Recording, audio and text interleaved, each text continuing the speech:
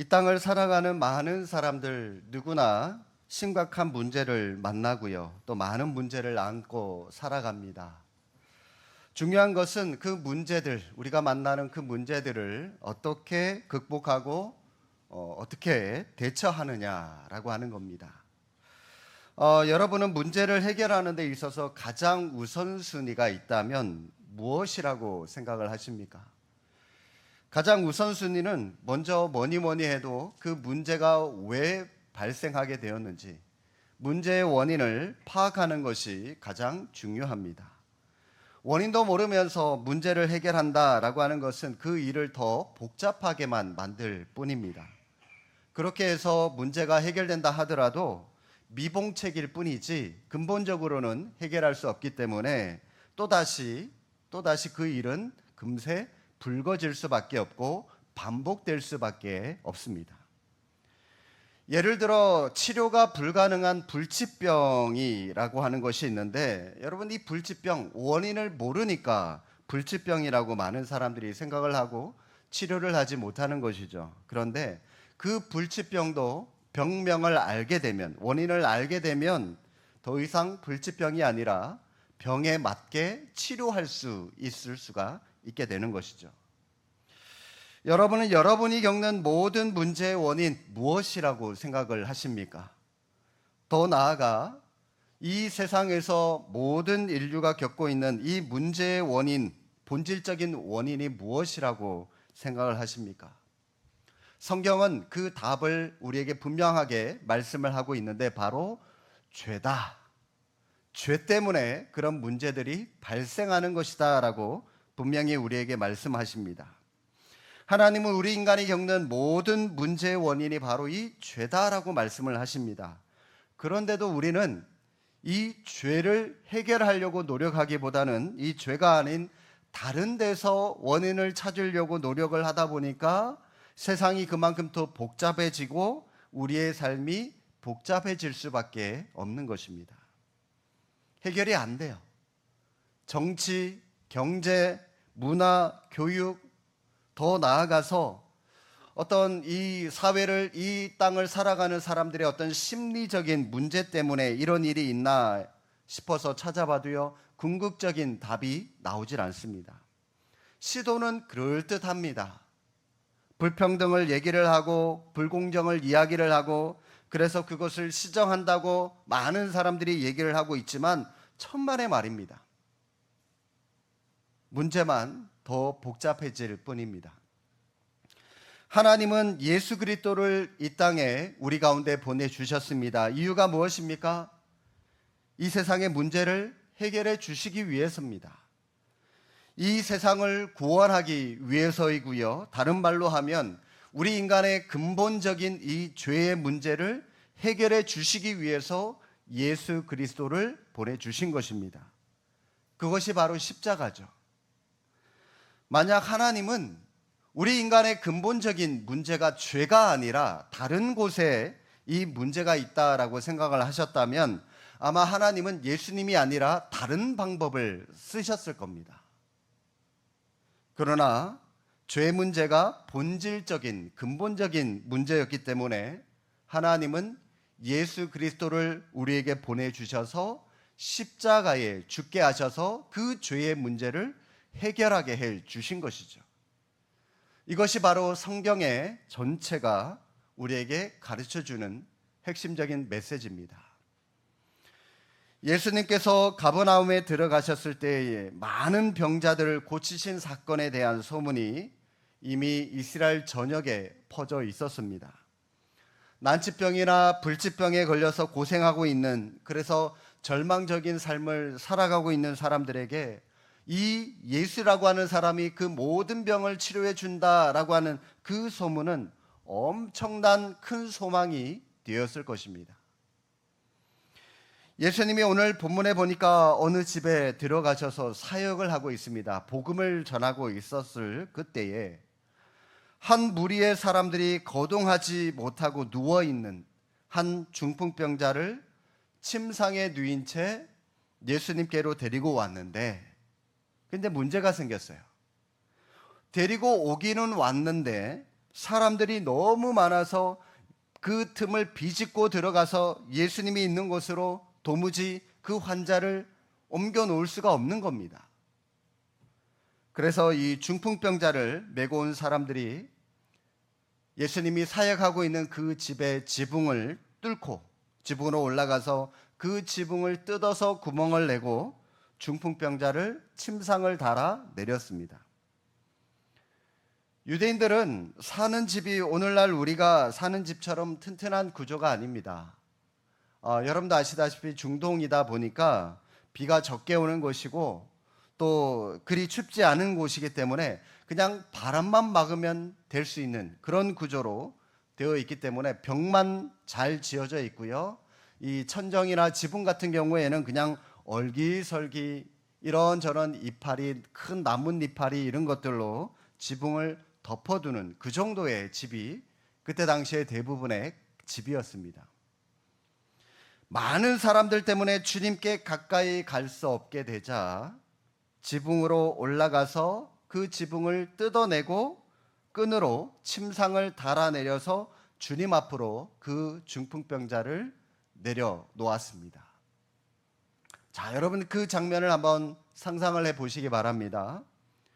예수님께서 한창 복음을 전하고 계시는데 사람들이 그 말씀을 듣고 있는데 갑자기 천장에서 우다닥 소리가 나더니 지붕이 뜯겨지는 겁니다. 그리고요, 뭔가 커다란 것이 내려오고 있습니다.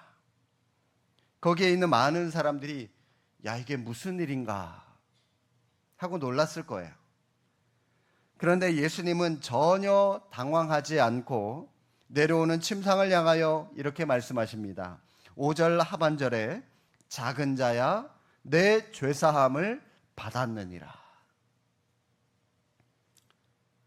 우리가 지금 몇 주에 걸쳐서 예수님께서 행하신 기적들을 살펴보고 있는데 여러분 내 죄사함, 이 죄사함을 언급하고 있는 이 주님의 말씀 가운데 여러분 뭔가 좀 느껴지지 않습니까? 예수 그리스도의 권능이 조금씩 시간이 지나면서 점차적으로 더 확장되어 가고 있구나라고 하는 것을 느낄 수가 있습니다. 병자의 육신의 질병을 고쳐주신 예수님, 지지난주 사건에는요, 귀신까지도 쫓아내는 이 사역의 확장이, 권능의 확장이 더 넓어졌죠? 귀신까지도 쫓아내는 그런 권능을 보여주셨던 주님이 오늘 본문에는 육신의 질병만 고쳐주는 것이 아니라 영적인 죄사함까지도 살 권세가 있다는 것을 주님이 스스로 보여주고 계십니다. 이렇게 이 땅에 왕으로 오신 주님은 조금씩 하나님으로서의 위엄과 권능과 능력을 나타내고 있는데, 자, 여러분 그렇다면 우리 생각에는 이렇게 능력이 많으신 주님이 자신의 실체를 드러내면 드러낼수록 처음에는 사람들이 예수님을 잘 모르고 오해해서 예수님의 사역에 반발하기도 하고요, 거부감을 느끼기도 하고 몰라서 반대하기도 했던 사람들이 예수님의 권능이, 예수님의 능력이 점점 확장되어지는 것을 보면서 아, 저분이 진짜 예수구나, 하나님의 아들이구나, 메시아구나 하면서 그 예수 앞에 머리를 숙이고 주님 앞에 다 굴복할 것 같은데, 그런데 여러분 아이러니하게도요, 주님의 능력과 위엄이 더 크게 드러나면 드러날수록 오히려 주님을 대적하고 주님을 반대하는 사람들이 점점 더 늘어나고 있다라고 하는 사실입니다. 여러분 오늘 본문의 이 일로 인하여 당시 종교 지도자였던 서기관들이 예수님을 향해서 어떤 생각을 하고 있었습니까? 7절 말씀 한번 보십시오. 이 사람이 어찌 이렇게 말하는가, 신성모독이도다 하고 생각하고 있다는 거예요. 예수님의 권능을 권능으로 보고 있는 것이 아니라 오히려 예수님이 하신 이 일을 신성모독으로 생각하고 있다는 것입니다. 왕으로 오신 예수 그리스도를 여전히 몰라보고 있었기 때문에 이런 무례한 생각을 하고 있다는 겁니다. 그런데 여러분 이게 영적인 원리라는 겁니다. 내 신앙이 깊어지면 깊어질수록 왕이신 예수 그리스도를 가까이 모시면 모실수록 우리는 상식적으로 그 예수님이 내 안에 오니까 우리는 그 예수님으로 인하여 내 생활이 더 많이 풍요로워지고 풍성해지고 모든 걸림돌이 다 제거될 것 같은데, 그런데 여러분, 현실은 그렇지 않습니다. 그럴 때도 있지만 대부분의 우리가 만나는 현실은 그렇지 않을 때가 훨씬 많습니다. 믿음으로 교회 안에서 봉사를 하면 할수록 오해가 많고요, 불신이 많고 반목이 많습니다. 오히려 봉사 안 해보십시오. 뭐 걸리는 게 뭐가 있습니까? 봉사 아무것도 안 하는데. 봉사하니까 그 봉사에 감사하는 사람도 있지만 왜 저렇게밖에 못하냐고 반감을 사는 사람들도 있거든요. 자기는 봉사도 안 하면서. 제가 질문 하나 드리고 싶은데, 혹시 여러분 이 자리에 여러분의 가정의 평화를 위해서 아내의 눈치 때문에, 부모님의 눈치 때문에 어쩔 수 없이 여기에 와서 앉아 계신 분이 혹 계신다면 한번 대답 한번 해보시겠습니까? 그런 분들 살아가면서 신앙생활 때문에 갈등이 있으시던가요? 갈등이 없을 겁니다, 아마. 사탄이 여러분 일하는데 대놓고 방해하던가요? 아마 방해도 하지 않을 겁니다. 교회나 신앙이라고 하는 것이 여러분 삶에 아무런 영향을 주지 않을 겁니다. 자, 그런데 거기서 조금만, 한 걸음만 더 한번 나아가 보십시오. 조금만 더 믿음을 가지기 위해서 노력을 하시고요, 기도하기 시작하시고 성경 읽기 시작하시고, 이제 우리 9월 첫째 주부터 우리 조천일 목사님 그 구약교관 여러분들에게 또 가르쳐 주기 시작하실 텐데요, 이 교회에서 실시하는 제자훈련, 교리반, 구약개관 이런 거 여러분 조금만 더 공부해 보려고 노력해 보십시오. 그러면 예전에 없었던 수많은 공격이 시작될 겁니다. 사탄이 여러분의 믿음이 한 걸음 더 전진하고 성장하는 것을 틀림없이 방해할 겁니다. 그런데요, 주일날 놀러 간 것도 아니고 이렇게 교회에 나온 게 이게 어디야?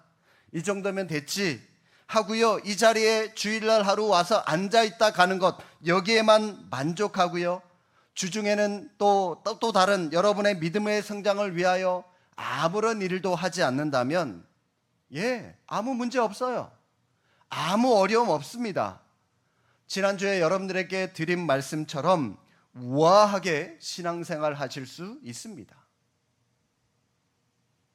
그러나 저는 여러분의 가정과 우리 교회가 그냥 적당하게 이 정도면 됐어 하고요, 아무런 공격도 없고요, 누리는 것도 없고 그냥 그런 것에 만족하지 않았으면 좋겠습니다. 비록 반대가 좀 있더라도, 오해가 좀 있더라도, 속상한 일들이 있다 할지라도 우리 주님께서 그러셨던 것처럼 사역의 권세가 드러나면 드러날수록 더 많은 반발에 부딪혀서 방해를 받으셨던 것처럼 오늘 여러분의 개인과 가정과 우리 교회가 많은 부딪힘 속에서도 예수 그리스도의 인격을 담기 위해서 조금도 주저하지 않는, 한 걸음 한 걸음 더 나아가기를 애쓰는 그런 성령 충만한 교회가 되기를 주님의 이름으로 축복합니다. 여러분, 맞서 싸워야 됩니다. 가만히 있으면 평안할지 모르지만 아무런 발전이 없어요. 발전이 있어야 되고 부흥해야 되는 것이죠. 그러려면 싸워야 됩니다. 힘들어도 싸워야 되고요, 기도해야 되고요, 성경 읽기 위해서 여러분 스스로가 더 많이 억지로라도 노력을 하셔야 되는 겁니다. 예수님께서 침상에 누워있는 중풍병자를 고쳐주시는데 참 놀라운 선언을 하십니다. 작은 자야 내 죄사함을 받았느니라. 여러분, 이 중풍병자 입장에서는 황당한 이야기일 겁니다. 자기는 그냥 사람들이 데려다줘서 병 고치려고 왔는데 죄사함을 받았다는 거예요. 주님의 이 말씀 속에는 중풍병자에게 이런 말입니다. 너의 육신의 질병이 바로 너의 죄 때문이다. 죄 때문에 네가 지금 이런 병을 앓고 있는 것이다 라고 하는 그런 말이죠. 저 같으면요 굉장히 기분 나빴을 겁니다. 아니 주님, 병이나 고쳐주시지 그냥 왜 이렇게 쓸데없는 이런 얘기나 하고 계십니까? 아마 따지고 대들었을 텐데, 그런데 중풍병자는 그런 마음을 전혀 표현하지 않고 있는데 오히려 옆에서 그 일들을 구경하고 있는 서기관들이 신성모독이다 그러면서 예수님께 분노하면서 난리치고 있다라는 것이죠. 그런데 우리 예수님 그냥 병만 고쳐주시면 되지 왜 죄사함을 말씀하시면서까지 사죄의 선언을 하고 계실까요? 중풍병이 낫는 것보다 죄사함을 받는 것이 더 우선이라는 것입니다. 잘 먹고 잘 사는 것보다, 건강하고 행복하게 사는 것보다 더 중요한 것은 우리가 죄사함을 받고 살아가는 것이 중요하다라고 하는 것을 말씀하고 싶으셨던 겁니다. 그래서 이 중풍병자는 병을 고침받기 전에 먼저 죄사함을 받았습니다. 그렇게 영혼의 죄사함을 받고 나니까 오늘 본문에 보세요. 네가 너의 중풍병이 나을지어다 이 중풍병을 낫게 했다라는 그런 말씀이 없거든요. 그냥 죄사함 받아라 그랬더니 육신의 중풍병도 고침을 받았다는 겁니다. 그런데 성도 여러분, 우리가 예배드리는 가운데 죄사함을 선언하시는 주님의 선포가 우리의 삶 속에서도 경험되어지기 위해서는, 이 죄 문제가 해결되기 위해서는 죄가 무엇인지 정확하게 우리가 좀 알아야 됩니다. 여러분, 이 죄가 무엇입니까? 성경이 말씀하는 이 죄라고 하는 것은 우리가 이 땅을 살아가면서 윤리적으로 도덕적으로 행하는 어떤 이 범죄의 행위, 이런 것을 죄라고 말씀하지 않습니다. 보다 더 근본적인 성경이 말씀하는 죄는 하나님을 모르는 죄를 말하는 겁니다. 하나님이 없다고 하는 것이 바로 성경이 말씀하는 죄예요. 그렇기 때문에 이 세상에서 우리가 아무리 유명하게 살아도, 아무리 많은 선행을 베풀며 살아도 하나님을 모르고 하나님의 말씀을 깨닫지 못하고 불순종하고 하나님께 영광을 돌리는 삶을 살지 못한다면 그것이야말로 가장 큰 죄라고 하는 것입니다. 누가복음 15장에 예수님께서 탕자의 비유를 말씀을 하셨는데, 자, 거기에 예수님이 뭘 죄라고 규정 짓고 있습니까? 탕자가 자기 몫을 챙겨서 아버지의 품을 떠나 있는 상태, 여러분 그것을 죄라고 예수님께서 말씀하고 계십니다. 탕자가 아버지의 품을 떠나서 창기들과 놀아나고 윤리적으로 더러운 짓을 한 것은 아버지를 떠난 죄의 상태에 놓인 사람들이 만든 죄의 결과물이지, 탕자의 진짜 죄는, 잘못은 아버지의 품을 떠나 있었다라고 하는 겁니다. 오늘날 여러분 우리 주변을 돌아보십시오. 탕자와 같은 사람들 얼마나 많이 있습니까?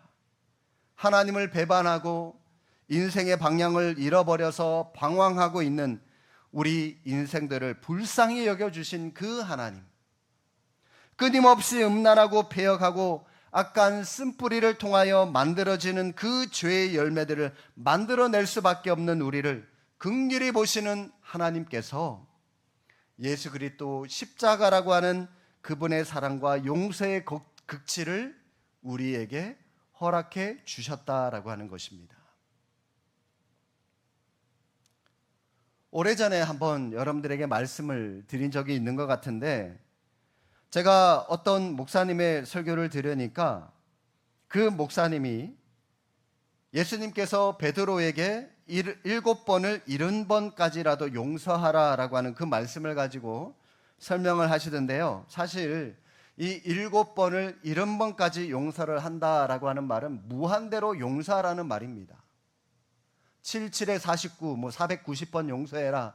여러분 490번까지 헤아릴 수도 없고요. 그러니 무한대로 용서해라. 그런 뜻인데, 그런데 그 목사님이 이 말씀을 놓고요, 참 재미있는 비유를 들어서 설명하는 것을 들은 적이 있습니다. 이 목사님 가정에 자녀들이 있는데 아이들이 사모님한테 이렇게 물었대요. 엄마는 이 세상에서 누구를 가장 사랑하세요? 라고 물었답니다. 여러분, 그렇게 묻는 아이들의 심리가 뭡니까? 바로 너지. 이 엄마는 너희들을 가장 사랑해 라고 하는 그런 대답을 듣기를 바라는 거죠. 그런데요, 이 사모님이 자녀 교육을 좀 아는 그런 분이셨던 것 같습니다. 그렇게 아이들이 물을 때마다 사모님은 예외 없이 이렇게 말했다는 겁니다. 엄마는 이 세상에서 아빠를 제일 많이 사랑해. 그리고 그 다음에 너희들을 똑같이 사랑한단다. 이렇게 대답을 하는 겁니다. 사실 이 자리에 앉아 계신 대부분의 부모님들도 아마 자녀들이 물어보면 그렇게 대답을 하실 텐데, 그러면 목사님이 옆에서 그 사모님의 소리를 듣고 있으면 기분이 좋다는 거예요. 말이라도 아내가 나를 저렇게 생각해주고 사랑해준다니까 참 고맙다, 그런 생각을 하고 계신다는데, 그런데 그 목사님이 곧이어서 하시는 말씀이 듣기는 좋은데 근데 그게 거짓말이라고 하는 것을 자기는 다 안됩니다. 거짓말이래요. 아무리 생각을 해봐도요, 사모님이 아이들보다 자기를 더 사랑하는 것 같지가 않다는 거예요.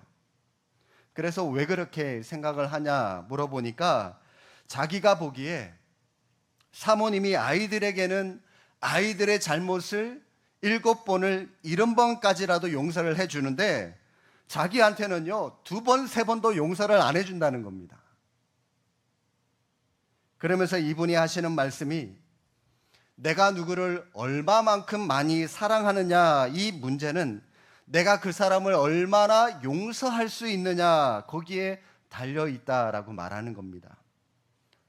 저도요 그분의 말씀에 일리가 있다고 생각을 합니다. 내가 너를 사랑한다, 내가 너를 하늘만큼 땅만큼 사랑한다 라고 하는 그 표현 속에는 내가 너를 하늘만큼 땅만큼 용서할 수 있다, 용서한다 라고 하는 그 의미가 포함되어져 있다는 겁니다. 여러분, 우리가 상대방을 용서하지도 못하면서 그까짓 거 2번, 3번도 용서하지도 못하면서 그 사람을 사랑한다? 여러분, 그거는 거짓말이죠. 이런 의미로 놓고 보면 예수님이 우리에게 요구하셨던 7번을 70번까지라도 용서하라고 하는 그 용서의 법칙은 여러분, 이 세상에 딱 한 관계 안에서만 그 법칙이 가능하다라고 하는 겁니다. 여러분, 무슨 관계일까요? 오직 가능한 법칙? 바로 부모와 자식 간의 관계에서만이 이 문제, 이 법칙이 가능합니다. 이 관계만이 무한대의 용서가 가능하고요, 나머지는 여러분 아무도 가능하지 않습니다. 여러분이 저의 실수를 7번을 70번까지 용서해 주실 수 있습니까? 여러분, 많이 생각하지 마십시오. 그럴 수 없잖아요, 그죠? 제가 여러분을 7번을 70번까지라도 용서할 수 있을 것 같습니까? 기대하지 마십시오. 불가능합니다. 여러분, 이 세상에 딱 한 관계, 부모와 자식 간의 관계만이 무한대의 용서가 가능하다는 겁니다. 제가 왜 이 부모와 자식 간의 관계를 강조하는지 아십니까? 오늘도 온 천하 만물을 다스리시는 그 존귀하신 하나님께서 나와 하나님과의 관계를 규정 지어 주실 때 종이나 노예로서, 하인으로서가 아니라 아버지와 자식으로서 자리매김하기를 원하신다라고 하는 겁니다. 많은 호칭들 가운데 하나님을 아버지라고 불러라, 우리 예수님의 버전으로 말씀을 드리면 아빠라고 불러라, 나는 너의 아빠다 라고 하는 이 하나님을 부르는 호칭 속에는 내가 너의 모든 죄를 무한대까지 용서해 줄 준비가 되어 있다는 주님의 사랑이 담겨 있는 말씀이기 때문입니다. 저는 오늘 예배하는 가운데 여러분의 내면의 모든 죄책감과 상한 마음들이 치료되기를 주님의 이름으로 축복합니다. 상한 마음을 치료하기 위해서 내가 도덕적으로 더 잘 살아가려고 애쓰고 남들에게 책 잡히지 않으려고 긴장하고 몸부림을 쳐서가 아니라 하나님이 7번을 70번까지라도 용서해 주시는 내 아버지가 되셨다는 사실 때문에 우리가 거기에 힘을 입어서 배짱을 가지고 주님 앞으로 나아가면 내 안의 모든 죄책감이 다 사라지게 될 줄로 믿습니다. 오늘 본문에 보니까 중풍병자 제3을 받고 중풍에서 낫게 되었는데, 그런데 여러분 5절 말씀 한번 보시기 바랍니다. 5절에 보니까요, 그들의 믿음을 보시고라고 하는 대목이 나오죠. 예수님께서 이 중풍병자의 병을 낫게 해주신 것, 바로 그 병자의 믿음이 아니라 이 그들의 믿음, 바로 이 지붕을 뚫고서라도 중풍병자를 예수님 앞으로 데려가고자 했었던 그 사람들의 믿음이었다라고 하는 겁니다. 아마 이 사람들, 이 중풍병자의 가족일 수도 있고요, 친구일 수도 있었을 겁니다. 만약 이 사람들이 중풍병자와 친분이 있는 사람들이 아니라고 한다면, 돈을 받기로 하고 온 그런 품꾼들이었다라고 한다면 여러분 어땠을까요? 우선 예수님이 계신 집 앞에 도착했을 때 사람들이 너무 많아서 들어가기 어려웠기 때문에 집 안으로 들어가는 것 그 자체를 포기하려고 했을 겁니다. 당신이 돈을 줘서 우리가 돈을 받고 여기 왔는데 사람들이 많네요. 자, 우리 할 일 여기까지 끝? 그래서 만약 이 중풍병자가 그러면 지붕을 뜯고 저 위로라도 나를 좀 내려주십시오 라고 제안을 했다면 아마 이 사람들은 더 많은 돈을 요구를 했을 겁니다. 그런데 그들은 돈을 받고 일하는 품꾼이 아니라 정말 이 중풍병자의 병이 낫기를 간절히 소망하는 어떤 가족들이나 친구들이었기 때문에, 그래서 많은 사람들로 둘러싸여서 도저히 들어갈 수 없는 그 문 앞에서 중풍병자가 만약 어쩔 수 없지 얘들아 그냥 돌아가자 그렇게 제안을 했다 할지라도 지붕을 뜯고 들어가서 예수님을 만나게 해 주었을 겁니다. 바로 우리 주님은 그들의 믿음을 보시고 중풍병자의 죄를 사해 주시고 그의 병을 치유해 주셨던 것입니다. 런던 타임즈의 친구란 무엇인가 라고 하는 질문으로 현상 공부를 했는데, 친구에 대한 많은 정의 중에 다음 3가지가 선정이 된 적이 있습니다. 첫 번째, 친구란 기쁨을 더해주고 슬픔을 나누어 주는 자. 두 번째, 친구란 한 보따리의 동정이다. 세 번째, 친구란 온 세상이 나를 버리고 떠날 때에 나에게 다가오는 자. 여러분은 내 슬픔에 진정 함께 눈물을 흘려줄 그런 친구가 있으십니까? 내 기쁨을 진정으로 함께 기뻐해 줄 그런 친구가 있으십니까? 세상이 나를 외면하고 나를 무시해도 오히려 내게 다가와서 내 손을 잡아주는 그런 친구, 여러분에게는 있으십니까? 우리 그리스도인들은 이런 친구 있어요. 누굽니까? 바로 예수 그리스도시죠. 예수님이 분명히 말씀하셨습니다. 너희는 나의 친구다. 우리의 죄를 사하시려고 묵묵히 십자가를 지셨던 그분, 우리를 살리기 위해서 목숨까지도 아끼지 아니하셨던 그 예수 그리스도, 그분만이 우리의 친구가 되시며 우리는 그의 친구입니다. 우리의 친구 되신 주님, 죄사함의 권세로 우리를 의롭다고 오늘 말씀을 통해서 칭해 주셨습니다. 친구 되신 주님과 더욱 영적으로 깊은 사귐을 위하여 여러분 애쓰시고 기도하시고 말씀을 통해서 하나님 앞에 나아가셔서 죄와 사탄의 권세로부터 능히 승리하는 삶을 살아가는 주님의 신실한 종들이 되시기를 주님의 이름으로 축복합니다. 기도하겠습니다.